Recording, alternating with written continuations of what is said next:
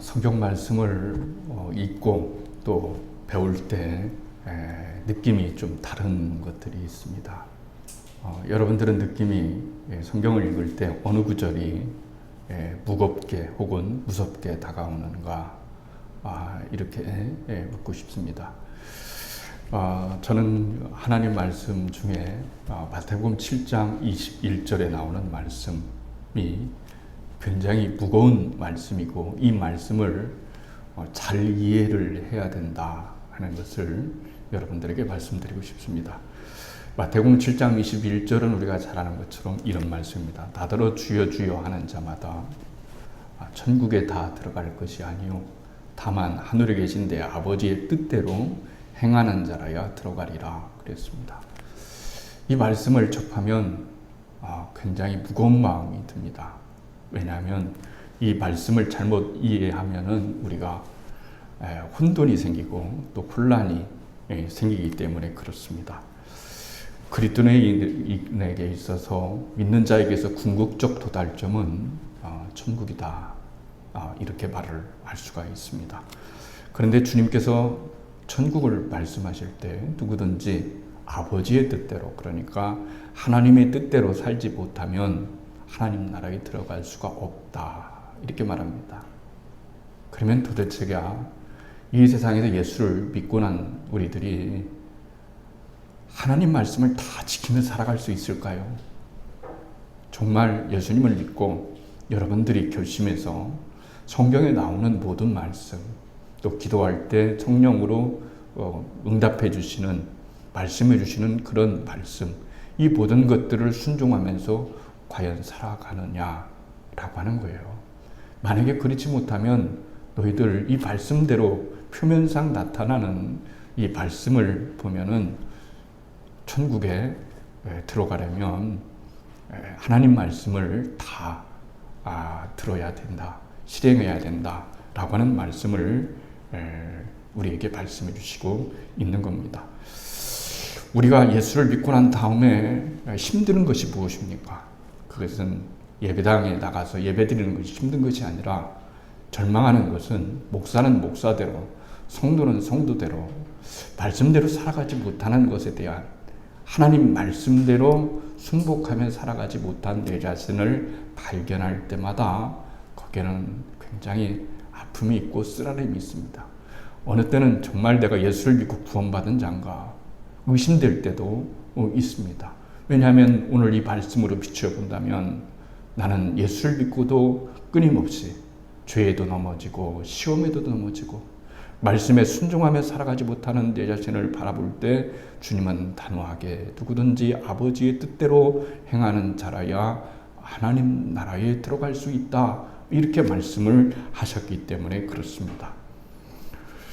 그러나 이 말씀을 논리적으로 우리가 바라볼 때는 굉장히 절망감을 갖게 됩니다. 그러나 이 말씀의 속뜻을 우리가 제대로 알을 때 주님께서 왜 이 말씀을 하셨는지, 이 말씀이 우리들에게 어떤 의미가 담겨 있는지를 알 수가 있다라고 하는 겁니다. 저는 자식이 둘이 있습니다. 자식을 둘 키워서 이제는 다 성장을 했죠. 그러면은 내가 제 자식한테 둘을 불러서 만약 너희들이 바르게 살지 않는다면 너희들은 절대로 아빠의 자식이 될 수가 없다라고 이렇게 말했다고 생각해 봅시다. 그런데 그 중에 제 자식 중에 하나가 자신이 생각해도 너무나도 그릇된 일을 행하였습니다. 그때 아이가 아빠인 저의 말을 생각을 했어요. 내가 아빠의 말씀대로 살지를 못했기 때문에 나는 더 이상 아빠의 자식일 수가 없다라고 생각하면서 이제 집을 나갔다고 한다면 그 아빠가 얘기했던 그 뜻의 의미를 이 아이가 바로 알았겠느냐라고 하는 말이에요. 언젠가도 제가 말씀을 드렸지만은 꽤 오래됐던 일입니다.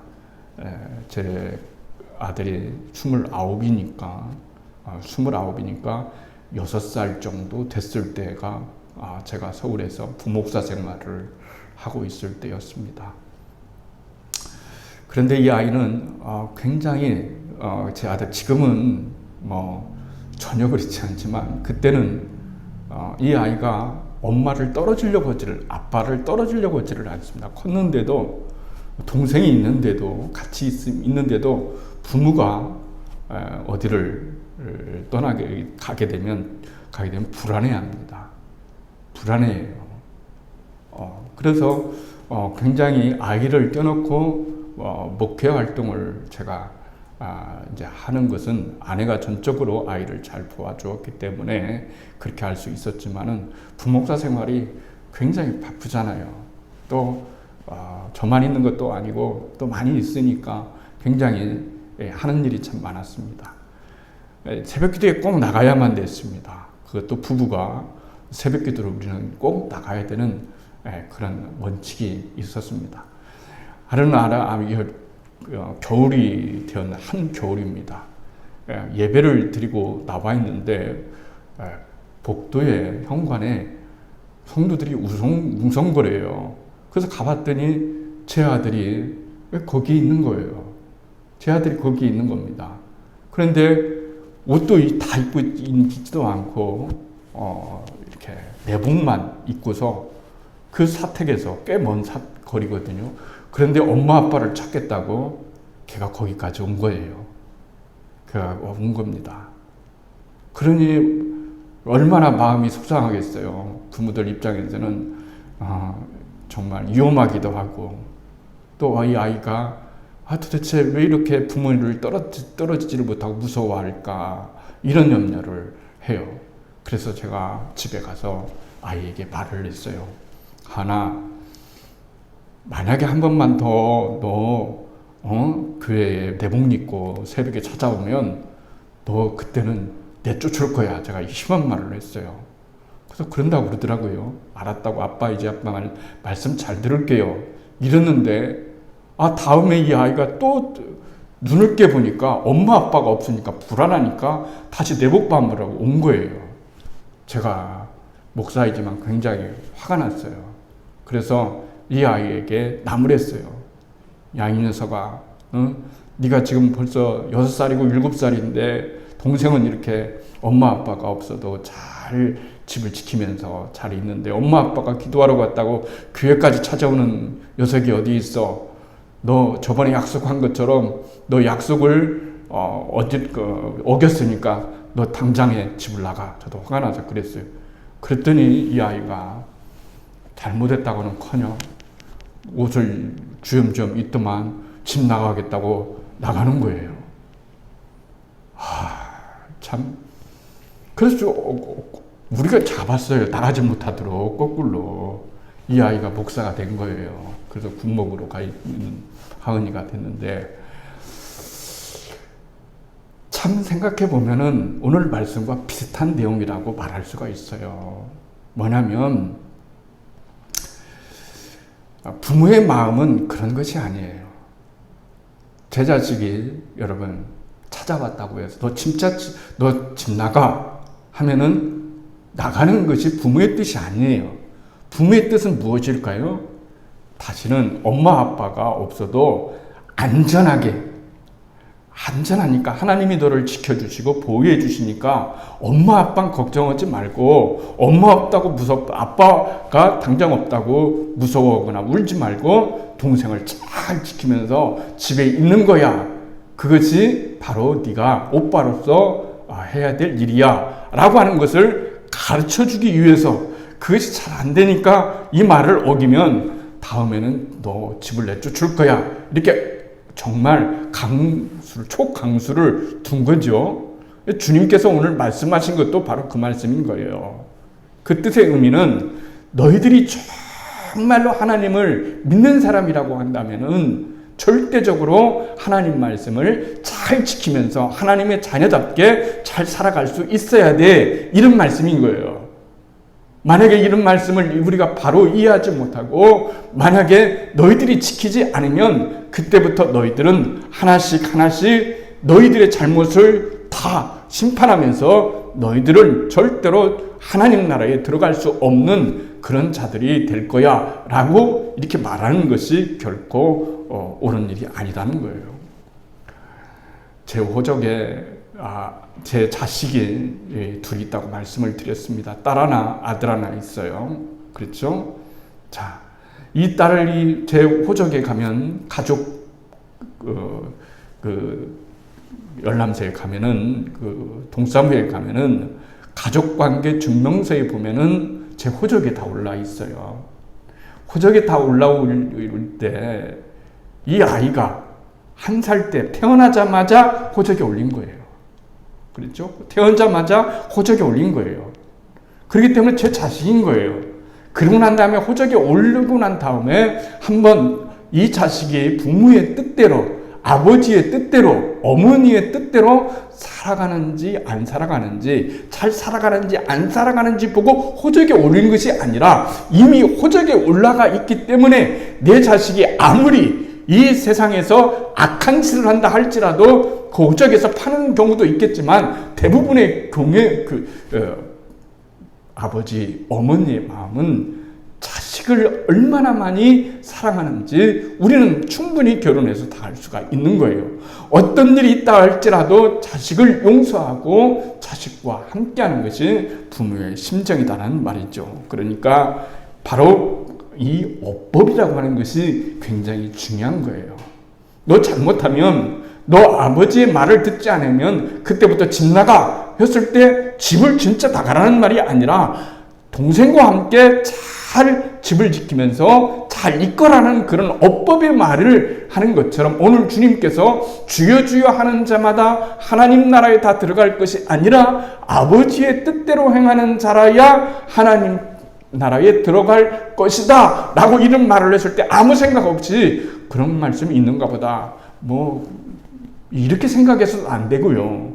이 말씀을 집착해가지고 도대체 그렇다면은 나는 천국에 들어갈 수가 있을 것인지 없을 것인지 아무리 내가 생각해봐도 예수를 믿고 난 다음에, 하나님을 믿고 난 다음에 하나님 말씀을 다 행하지 못하고 제 가운데 있을 때가 있고 하나님 말씀을 불순종할 때가 있기 때문에 내가 더 이상 하나님의 자녀가 아니라 나는 하나님 나라에 들어갈 수가 없는 그런 존재로서의 초조전정긍긍하면서 살아가면 아니 된다는 거예요. 자식이 부모가 있는데 늘 초조긍정합니다. 저는 어느 때 여러분 첼로 기쁜지 아십니까?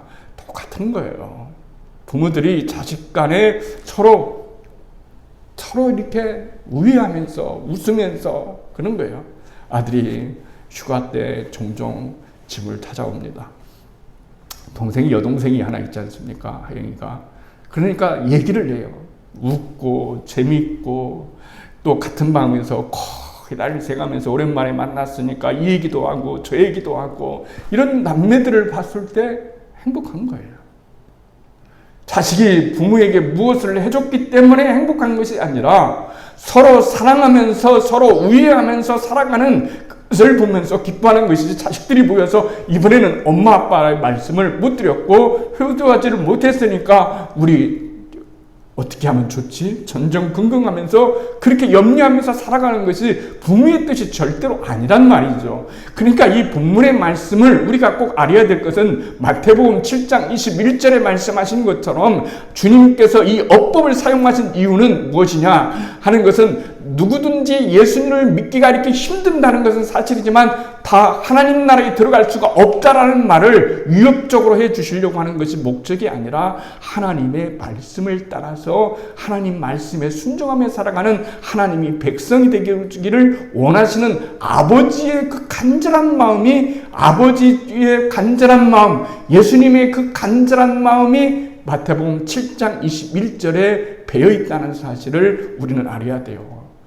그러면 천국 갈 사람이 누구 있겠어요? 아무리 생각을 해봐도 여러분이 하나님 말씀을 다 순복하며 살아갈 수 있습니까? 절대 그럴 수가 여러분 없다는 거예요. 그러면 왜 우리는 하나님 뜻대로 살아가야 되는가 잘못된 생각을 할 때가 있어요. 뭡니까? 구원을 입었지 않습니까? 그러니까 내가 하나님 말씀대로 잘 뜻대로 살아가야지 어느 정점에서 삐끗해가지고 내가 죄를 지었거나 넘어지거나 잘못되면은 나의 구원은 없어질 줄 모르기 때문에 하나님의 나라에 들어갈 수가 없기 때문에 하나님 말씀을 준행하면서 듣는 것이 아니란 말이에요. 여러분들이 자녀를 키울 때에 이 자식들이 전전긍긍하면서 혹시 내 아버지 어머니의 자식이 아니라고 할 줄 모르니까 엄마 아빠의 비율을 잘 맞추면서 살아가야지라고 하는 그런 것 때문에 그런 것이 아니라 나를 훌륭하게 키우려고 하시는 부모님의 그 뜻과 사랑을 알기 때문에 부모님의 마음을 아프지 않게 하면서 살아가기 위하는 것이 바람직한 자식의 그런 도리인 것처럼 예수님을 믿고 하나님을 믿는다라고 하는 것은 바로 거기에 있는 거예요. 내가 하나님 말씀을 잘 순종해야 구원받는다. 예수님의 자녀가 되었지. 이제는 내가 하나님의 자녀로 부르심을 받았지. 그러니까 지금부터 정말로 노심초사해야 돼. 조심조심해야 돼. 그래야 내가 하나님 나라에 갈 때까지 내가 삐끗하고 넘어지면은 나는 그냥 끝나버릴 수가 있어 라고 하는 이런 마음을 주님께서 원하시는 말씀이 아니다는 것을 우리들에게 말씀해 주시는 거예요. 하나님의 자녀가 된 것은 나의 행위 때문에 그런 것이 아니에요. 전적인 하나님의 은총으로서 우리가 구원함을 입은 거예요. 목사로서 성도로서 바른 길을 가고 착한 일만 하기 때문에 구원받는 것이 아니라 그것과는 상관없이 이미 우리가 죄인 되었을 때 하나님께서 여러분과 저를 불러주시고 선택해 주시고 예정해서 선택해 주시고 우리를 하나님의 자녀가 되게 하시고 우리가 하나님의 정말로 기뻐하시는 자녀가 될 수 있었던 것은 무엇이냐면 전적으로 하나님의 은혜와 은총 때문에 그 일이 가능한 것이지 절대적으로 우리가 행위적으로 어떤 일을 잘했기 때문에 그 이유 때문에 하나님의 자녀가 된 것이 아니라는 것을 우리들에게 말씀해 주시고 있는 거예요. 그래서 하나님의 자녀가 된 이 행위에 의해서 구원 여부가 새롭게 결정되는 것이 아니란 말이에요. 그러니까 여러분과 저는 꼭 알아야 될 것은 구원의 확신을 가지고 살아가야 되는 거예요. 그래서 여러분 이단들이 접근할 때 그러잖아요. 우리가 믿음의 확신이 없으니까 넘어지잖아요. 그렇게 해서 구원받을 수 있겠어? 그렇게 해서 하나님 나라에 갈 수 있겠어? 이렇게 했을 때 당신의 구원을 점검할 때 여러분 흔들리게 되는 거예요. 그러나 우리는 하나님의 자녀라는 이 사실을 절대로 흔들려서는 안 되는 거예요. 내 자식들이 내 자식이라고 하는 사실의 유무에 따라서 자꾸자꾸 고민하고 자꾸자꾸 흔들린다고 한다면 어찌 부모가 기뻐하겠어요. 그런 것처럼 하나님께서 우리들을 구원해 주셨는데 많은 사람들 가운데 우리를 예정해 주시고 우리를 선택해 주시고 우리를 불러주시고 우리를 자녀 삼아 주셨는데 우리가 그 구원을 의심하고 하나님의 사랑을 의심한다면 어찌 하나님께서 기뻐하시느냐, 기뻐할 수 있겠느냐라고 하는 것을 우리들에게 말씀해 주시고 있는 겁니다. 사도 바울은 구원받은 크리스천답게 살지를 못한 자기 자신에 대해서 깊이 절망할 때가 있었어요. 그래서 로마서 7장 24절에 이렇게 말합니다. 오라 나는 곤고한 자로다. 이 사망의 몸에서 누가 나를 건져내랴 한탄합니다. 그러면서 8장 1절과 2절에서 다시 그는 신앙의 진보를 이룹니다. 그러므로 이제 예수 그리스도 안에 있는 자에게는 결코 정죄함이 없나니 이는 그리스도 예수 안에 있는 생명의 성령의 법이 죄와 사망에서 너를 해방하였습니다. 확신을 갖게 되는 거예요. 신앙생활에서 중요한 것은 확신을 갖는 거예요. 그 확신은 내 행위 때문에 나오는 것이 아니에요. 그것이 행위 때문에 나오는 것이라면 우리는 자랑할 수 있거니와 우리가 자랑할 수 없는 것은 우리의 행위 때문에 구원받은 것이 아니라 우리가 아직도 예수님을 믿기 전에도 죄인이었고 우리는 예수님을 믿고 난 다음에도 여러분 죄인일 수밖에 없는 죄인이면서 루터의 말처럼 의인이고 의인이면서 죄인일 수밖에 없는 것은 바로 하나님의 은혜 가운데 구원을 이루어가는 하나님의 자녀이기 때문에 그런 거예요. 예수님께서 오늘 말씀하셨어요. 뭐라고 말씀하시냐면 그런 거예요. 오늘 이 본문의 말씀은 예수님께서 오병이어를 일으켰잖아요. 물고기 5마리, 물고기 2마리와 보리떡 5개로 5,000명을 먹이셨어요. 그러니 얼마나 많은 사람들이 쫓아오겠어요. 그래서 예수님을 억지로 왕 삼으려고 하는 거예요. 정말로 우리의 먹거리를 해결해 줄 수 있는 이분이야말로, 육적인 것을 해결해 줄 수 있는 이분이야말로 우리의 왕이 될 거다. 왕이 되어야 된다라 억지로 왕 삼을 것을 주님께서는 노하시고 피하셨어요. 그래서 계속해서 이제 피해 다니셨어요. 그런데 계속해서 군중들이 따라오는 거예요. 그때 주님께서 다시 6장의 말씀을 하시는 거예요. 이해할 수 없는 말씀을 하시는 거예요. 나는 생명의 떡이다. 너희들이 육적인 것을만 가지고 나를 쫓아오는데 진정으로 너희들이 먹어야 될 것은 그런 떡이 아니라, 없어질 떡이 아니라 생명의 떡이다. 나는 하늘에서 내려온 생명의 떡이다. 누구든지 나를 믿어야 된다. 나를 믿지 않으면, 나를 먹지 않으면, 내 살과 피를 먹지 아니하면 하나님 나라에 들어갈 수가 없다. 이렇게 말씀하시는데 도무지 이 사람들은 이해할 수가 없는 거죠. 왜 그런 걸까요? 이해 각도가 다른 거예요. 이해 각도가 다르기 때문에 그렇습니다.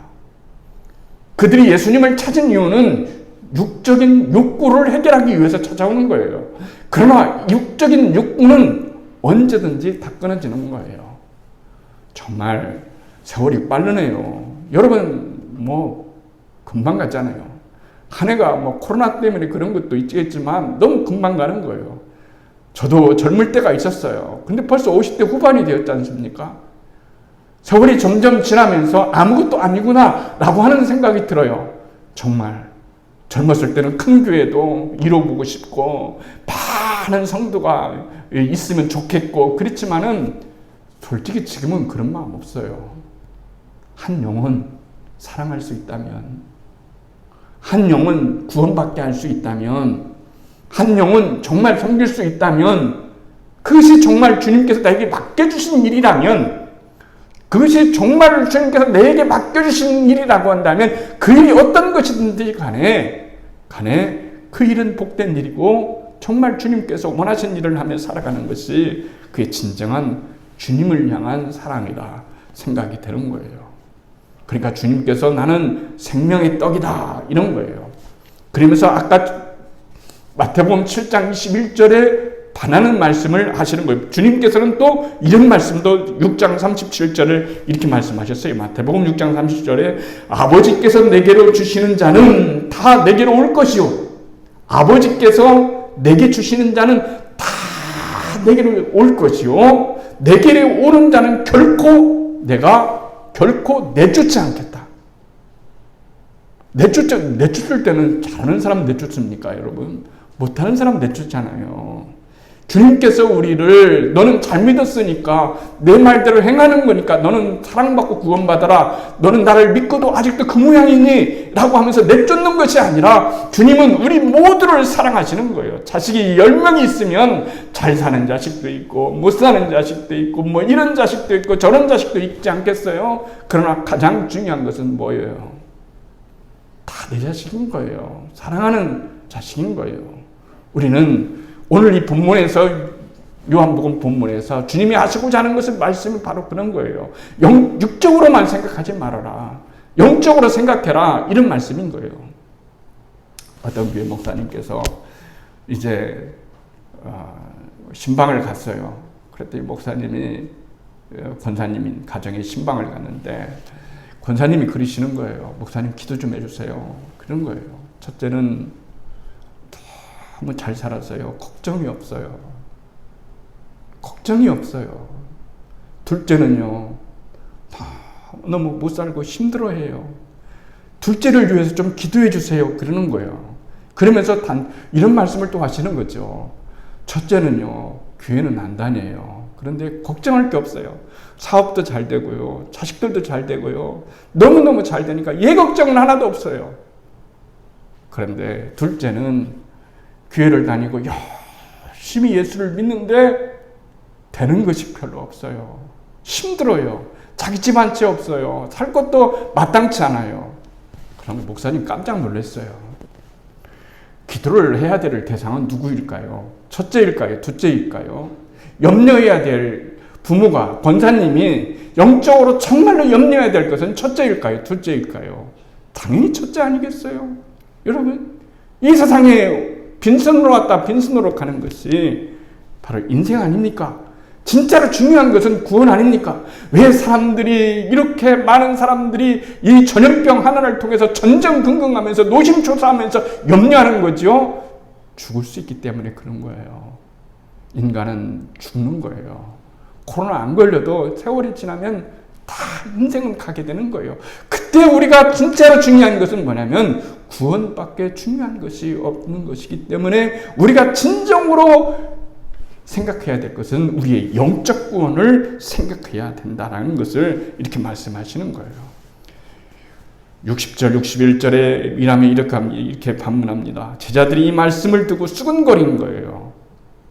그럴 때 주님께서 61절, 62절 이렇게 말씀하시는 겁니다. 이 말이 너희에게 걸림돌이 되느냐? 이런 거예요. 걸림돌이 되느냐? 그러면 너희가 인자의 이전 있던 곳으로 올라가는 것을 볼 것 같으면 너희가 어찌하겠느냐? 이렇게 말하는 거예요. 그러면서 주님께서 66절에 보면은 오늘 읽었던 66절에 그럼 그때부터 제자 중에 많은 사람이 떠나가고 다시 그와 함께 다니지 아니하니라. 말씀이 영적이시니까, 영적인 말만 하니까 내 욕망을 채워주고 우리의 필요를 채워주는 오병이어를 계속해서 해주면 참 좋겠는데 나는 생명의 떡이다. 나는 하늘에서 내려온 떡이다. 나를 먹어야 된다. 나를 믿어야 된다. 나를 믿는 자가 구원을 얻는다. 라고 하는 이런 영적인 말을 했을 때 그렇게 많이 육적인 것을 보고 돌아왔던 사람들은 다 떨어져 나가고 그리고 진정으로 예수를 믿는 12제자만 남은 거죠. 그 중에 하나를 빼면은 유다를 빼면 11명이 남는 거죠. 그때 베드로가 멋진 말씀을 하는 거예요. 주님의 말씀을 갖는 말을 하는 거예요. 무슨 말씀을 하냐면은 오늘 그렇게 말해요. 시몬 베드로가 대답하여 너희도 가려느냐? 그랬어요. 다 떠나가니까 예수님 마음이 얼마나 슬퍼하게 외롭겠어요. 자기 자신의 필요를 채워줄 때는 오병이어의 기적을 나타낼 때는 죽은 자 살아날 때는 와 하다가 주님께서 그런 일을 행하지 아니하시고 영적인 구원의 말씀을 행하시니까 도무지 이해할 수가 없고 정말로 감잡을 수가 없다라면서 많이 떠나갔을 때 그러면 너희도 가라느냐? 12절에 이렇게 말했어요. 그랬더니 베드로가 이렇게 말하는 거예요. 시몬 베드로가 대답하여 주여 영생의 말씀이 주께 있사오니 우리가 누구에게로 가오리까? 정말 너무 명답이 아니에요. 영생의 말씀이 주님께 있는데 우리가 누구에게로 가오리까 하는 거예요.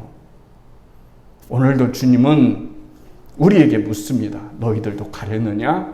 주여 영생의 말씀이 내가 힘들고 내가 지치고 내가 너무너무나 작게 느껴지고 내가 쓰러지고 넘어지고 내가 힘들고 그럴 때도 주님께 말씀드린 거예요. 주여 우리가 누구에게로 가려울까? 영생의 말씀이 생명의 말씀이 나를 사랑하사 나를 위하여 십자가에 죽으신 예수님께서 나를 그렇게 사랑하시면서 쓰러질 때마다 나를 일으켜 세워주시고 넘어질 때마다 나를 일으켜 세워주시고 죄를 지을 때마다 내 죄를 씻어주시고 나와 함께 가자고 말씀하시는 그 주님의 사랑이 우리들 가운데 있는데 우리가 어디를 가오리까 하는 겁니다. 오직 주님께 우리의 마음이 우리의 삶이 주님께 있습니다. 이렇게 고백할 수 있는 그런 믿음 아쉬운 때입니다. 이 말세에 살아가면서 주여 생명의 말씀이 구원의 말씀이 주께 있는데 우리가 누구에게로 가오리까? 오직 주님께 있사옵나이다 라고 하는 이런 믿음의 고백이 우리 가운데 있기를 주의 이름으로 축원합니다.